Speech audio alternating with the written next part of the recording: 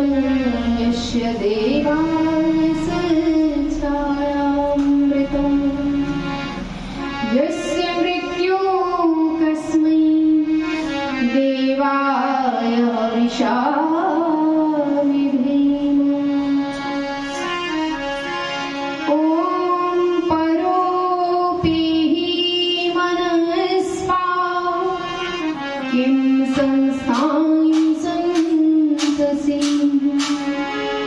परोपेहि नत्वा कामं वृक्षाणि वनानि सञ्चरा गृहेषु गोषु मे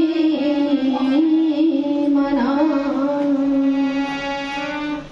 गृहेषु गोषु मे मना। पाप की बेल बढ़ी पुण्य घटते जाते हैं, इसीलिए तो दुनिया में दुख और संताप बढ़ते जाते हैं। अच्छे पौधे तो पनपते हैं पानी देने से, प्रकाश झाड़ झंखाड़ अपने आप बढ़ते जाते हैं, झाड़ झंखाड़ अपने आप बढ़ते जाते हैं। वेदी पर विराजमान शुद्ध आचार्य जी, आए हुए सभी अतिथि मान्यगण, धर्म प्रेमी सज्जनों, मातृशक्ति, ईश्वर की बड़ी असीम अनुकंपा से ये आर्य समाज दशहरा बाग का 1 माह का सत्र चल रहा है और आज इसका 19वां दिन है। बड़े हर्ष और उल्लास के साथ सभी लोग इस ज्ञान गंगा में डुबकी लगा रहे हैं। मैंने एक वेद मंत्र बोला, परोपेहि मनस्वा, ऐ मेरे मन के पाप तू दूर हट जा। कहाँ जा?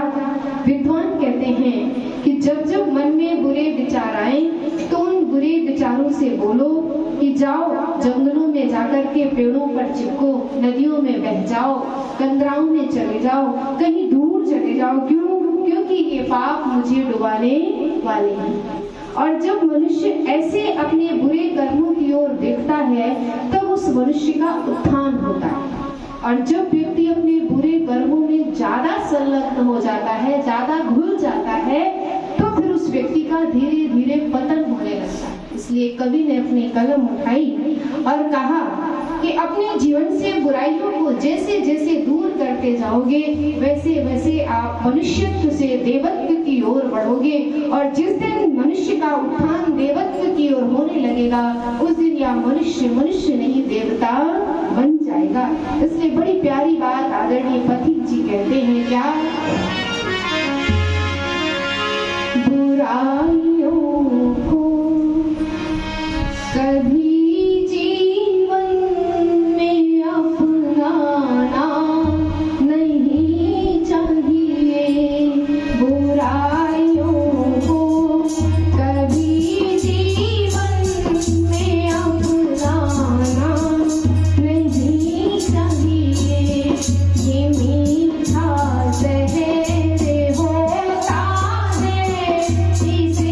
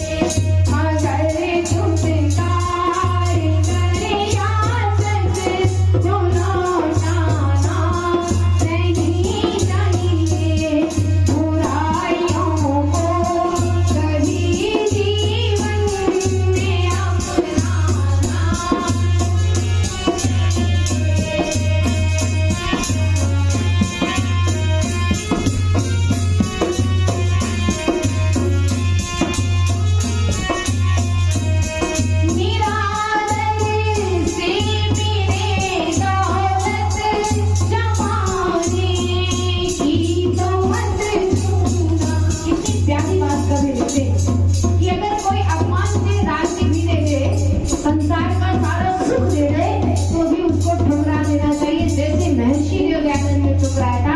समय नहीं है कि मैं वो घटना को बता सकूं, बिकॉज इन्हीं भावों को समझे। कहने कि अगर निरादर से कोई भी चीज मिले तो उसे कभी लेना नहीं चाहिए। अगर व्यक्ति प्रेम से झुकता है, सम्मान